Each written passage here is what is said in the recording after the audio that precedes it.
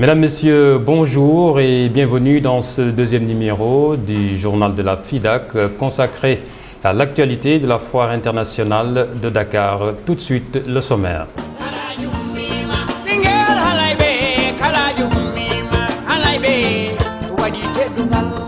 Le ministre sénégalais du Commerce était en visite sur les chantiers du Centre international du commerce extérieur. Alioune Sarr, parti constater le niveau d'achèvement des travaux de la 22e FIDAK qui démarre ce jeudi après-midi. Nous restons avec Alioune Sarr. Il s'est prononcé sur le choix du Cap-Vert comme pays hôte de cette 22e édition de la foire internationale de Dakar. Pourquoi le Cap-Vert? Réponse dans cette édition. En journal aux couleurs du Cap-Vert, nous sommes allés à la rencontre du président des Cap-Verdiens du Sénégal. Vous le voyez sur ces images, son nom Ilicio Texera. Il donne quelques raisons solides sur le choix du Cap-Vert. Voilà pour le sommaire.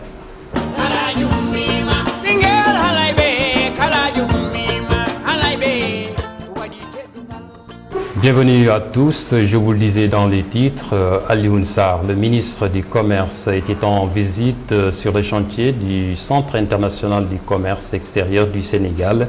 Alioune Sarr, parti constater le niveau d'achèvement des travaux de la 22e foire internationale de Dakar qui démarre ce jeudi après-midi. C'est d'ailleurs le président de la République, Macky Sall, qui va présider la cérémonie officielle d'ouverture. La 22e édition de la foire internationale de Dakar qui s'annonce, selon le ministre du Commerce, comme une belle vitrine pour l'économie du Sénégal. Un moment privilégié pour les entreprises sénégalaises, moment privilégié également pour revenir sur la nécessité d'investir dans les énergies renouvelables. Le ministre du Commerce d'insister aussi sur l'aspect sécuritaire. Reportage Awa Signaté Colossissé. Alioune Sarr s'est réjoui de l'état d'avancement des travaux. Le ministre du Commerce a salué la participation de grands pays comme l'Inde, l'Arabie Saoudite, l'Autriche, entre autres. Selon lui, le Sénégal devrait en profiter pour faire de la foire internationale de Dakar une bonne vitrine pour l'économie de notre pays.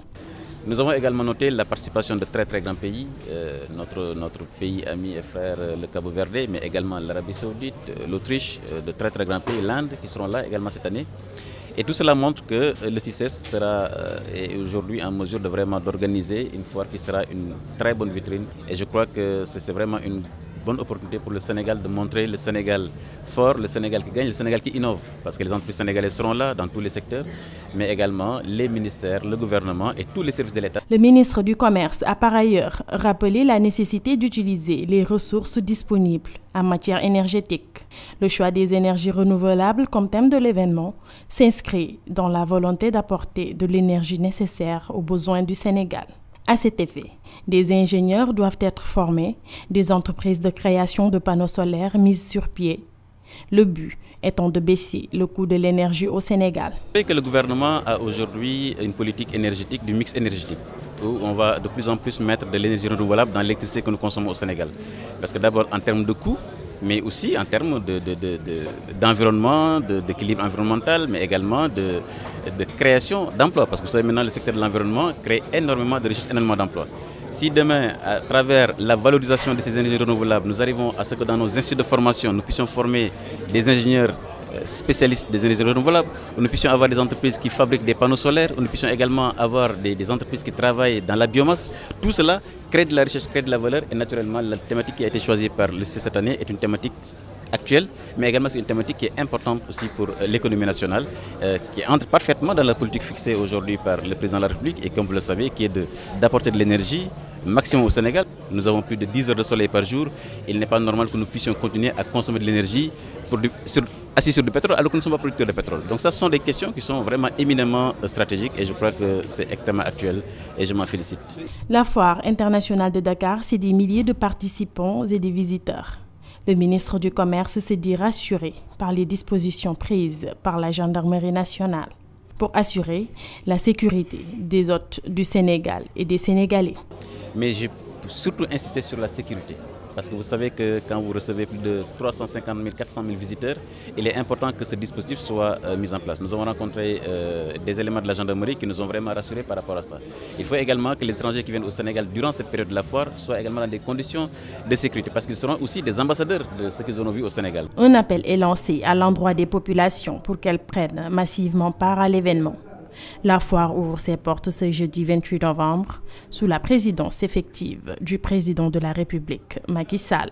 Nous restons avec le ministre sénégalais du Commerce, Alioune Sarr, qui s'est prononcé sur le choix du Cap-Vert comme pays hôte de cette 22e édition de la FIDAK. Pourquoi le Cap-Vert? D'abord, c'est un pays ami et frère. Et puis, en matière d'énergie renouvelable, la République du Cap-Vert est un modèle. Nous reviendrons sur cet aspect développé plus largement par le président de l'Association des Cap-Verdiens du Sénégal. Mais d'abord, écoutons Alioune Sarr au micro de Hawa Signaté. Le Cap-Vert est d'abord un pays ami et frère du Sénégal. Le Cabo-Verde est un pays ami et frère du Sénégal. C'est également un pays voisin du Sénégal, moins de 500 km. Mais c'est un pays avec lequel nous ne faisons pas beaucoup de transactions commerciales et économiques. Et l'objectif justement de cette rencontre, c'est à travers justement les avantages du Cap-Vert, parce que rappelez-vous que le Cap-Vert, c'est l'un des pays précurseurs, les pays innovateurs en matière d'énergie renouvelable en Afrique. Pratiquement la majeure partie de la consommation en énergie est faite sur la base d'énergie renouvelable. Donc c'est un pays aussi qui va nous donner aussi un exemple. Il faut être humble, hein. C'est un pays qui a fait des choses extrêmement intéressantes sur le plan de l'énergie renouvelable. Et donc c'est un pays aussi sur lequel nous allons nous inspirer pour justement travailler. Mais également c'est un pays pour lequel nous avons besoin de développer davantage les relations commerciales. C'est une île qui ont des facilités dans le domaine de certains produits agroalimentaires. Le Sénégal importe des produits. Si vous allez au Cap-Vert, c'est des produits qui coûtent moins cher. Donc c'est justement à travers cette présence, c'est aussi valoriser les relations économiques et commerciales avec ces pays. Et je suis convaincu que cette foire sera vraiment un point de départ pour une telle coopération. Un journal aux couleurs du Cap-Vert. Nous sommes allés à la rencontre du président de l'association des Cap-Verdiens du Sénégal. Vous le voyez sur ces images, son nom, Ilicio Texera, très satisfait du choix de son pays d'origine comme hôte de la 22e foire internationale de Dakar.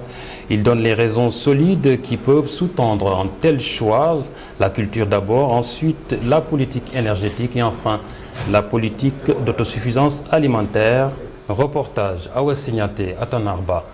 Ilicio Texera, président de l'Association des Cap-Verdiens du Sénégal, est ravi du choix du Cap-Vert comme pays hôte de la 22e édition de la Foire internationale de Dakar. Pour lui, le rapprochement culturel entre les deux pays suffit pour justifier le choix de son pays d'origine. Alors la culture capverdienne, c'est la culture africaine en général. La culture sénégalaise est très proche de la culture capverdienne. Hein, c'est à peu près la même chose. Hein.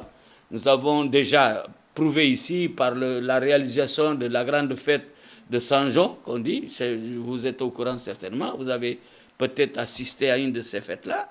Donc nous avons beaucoup de cultures similaires à la culture, disons, sénégalaise. Le ministre du Commerce l'a rappelé lors de son déplacement sur le site. Le Cap-Vert est très en avance sur les énergies renouvelables. Ilicio Texera le confirme. Le président des associations des Cap-Verdiens du Sénégal de préciser que 25% de la consommation énergétique du Cap-Vert est constituée d'énergie renouvelable. Je pourrais vous dire un peu plus parce que le Cap-Vert, au jour d'aujourd'hui, dépend des énergies renouvelables, c'était les éoliennes et l'énergie solaire, à 25%. Au jour d'aujourd'hui. Alors nous pensons que l'an 2020, on sera à 45 ou 50%. C'est pour réduire justement le coût de l'électricité, qui est très dur à supporter. Ce n'est pas seulement au Cap-Vert, mais en Afrique en général. Le Cap-Vert, un petit pays démographiquement parlant, moins d'1 million d'habitants, très tôt, ce pays a pris les devants pour venir au bout de son problème alimentaire. La politique d'autosuffisance mise en œuvre, une vision retracée ici par le président de l'Association des Cap-Verdiens du Sénégal. Je vais vous dire un truc que beaucoup de gens ne savent pas. Le Cap-Vert, en 1986, avait acheté des milliers d'hectares de terrain au Paraguay. Vous voyez? Donc, parce que le Cap-Vert, comme tout le Sahel d'ailleurs, ne pleuvait pas, il n'y avait pas de pluie, on n'avait pas de barrage. Actuellement, on en a 3, il y a 2 en construction. Donc on a pensé, les hommes capverdiens, l'intelligentsia capverdienne, avait pensé à acheter ça en 1986, je vous dis. Ils ont envoyé des centaines de capverdiens pour exploiter le terrain, pour pouvoir aider le Cap-Vert, pour pouvoir s'alimenter.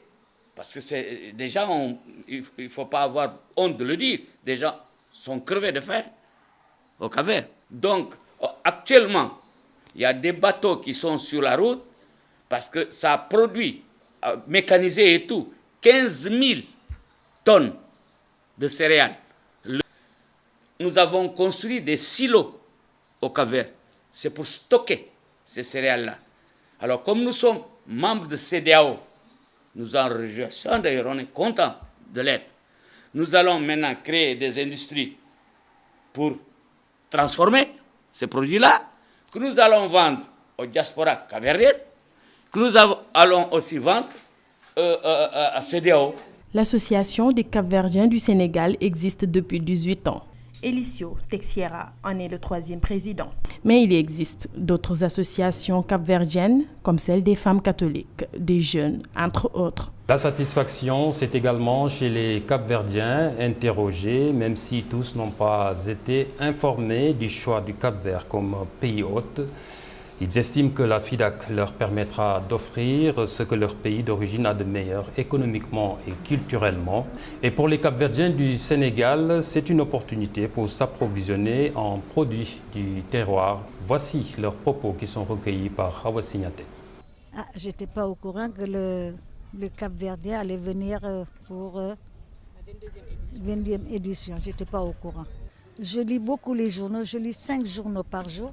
Mais je n'ai pas vu ça dans les journaux. Ouais, j'en ai entendu parler, mais c'est une bonne initiative, c'est beau, ça fait plaisir à entendre comme Cap-Verdien qui résident au Sénégal.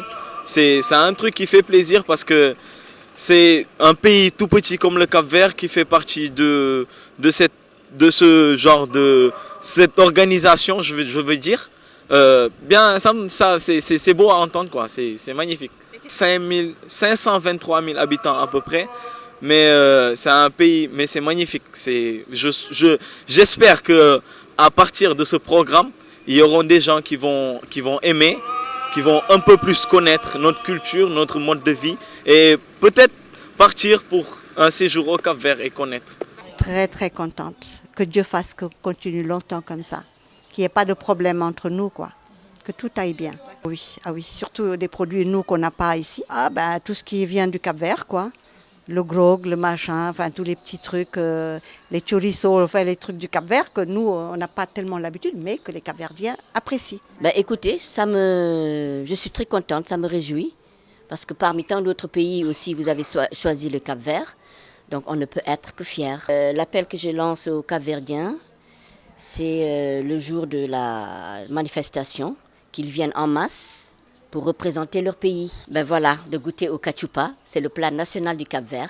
Les œuvres d'art, les boissons, vous savez, il y a des pagnes, des produits pour préparer le cachupa, le maïs, il y a le feijoada qui se prépare aussi, il y a du pêche, il y a du galinha grillada, il y a tous ces genres de cuisine qui sont délicieux à apprécier. On attend le cachupa avec impatience, ce plat national du Cap-Vert. Et puis, la FIDAC, c'est ce jeudi. On est à J-1 et les demandeurs d'emploi continuent de courir après l'oiseau rare, le travail. Les organisateurs avaient donné rendez-vous aux demandeurs à la date du 25 novembre pour les édifier sur leur demande. Hélas, c'est toujours l'expectative et les candidats arrivent même de l'intérieur du pays. Voici leurs propos qui sont recueillis par Hawa Signaté et Kolo Cissé. Je suis venue aussi pour chercher du boulot, mais jusqu'à présent, on nous dit d'attendre. Mais je resterai jusqu'à ce que je reçois ce boulot. Ça fait 3 jours que je suis là. Je n'ai même pas où dormir, je reste aussi sèche pour trouver le boulot. Je vais voir les exposants s'ils peuvent me prendre comme agent commercial. Je vais travailler pour eux. N'importe quel boulot, j'en ai besoin parce que je suis de Thiès. On nous avait donné rendez-vous aujourd'hui, le 25, on nous avait dit que les exposants allaient venir aujourd'hui, mais on est venu, mais on ne nous a rien dit pour le moment. Aux Marocains, mais ils ne nous ont rien dit pour le moment. Ils n'ont pas donné encore une autre rendez-vous? Non, le 25, on nous a dit le 25, le 26 et le 27. Oui, on m'avait donné rendez-vous avec les amis. On est venu, mais on n'a pas encore de travail. Qu'est-ce qu'ils vous ont dit? Moi, ils nous ont dit d'attendre d'ici 14 heures ou bien le jour J. C'est la fin de cette édition. Merci de l'avoir suivi. L'info continue sur gfm.sn. À demain.